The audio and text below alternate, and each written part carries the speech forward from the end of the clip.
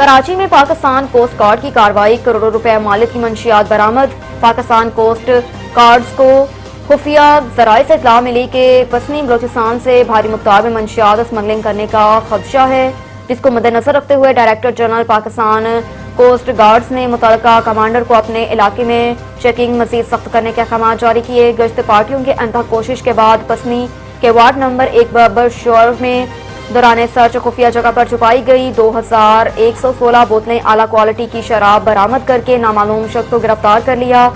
خدشہ ظاہر کیا جاتا ہے کہ یہ شراب کراچی اسمگل ہونا تھی۔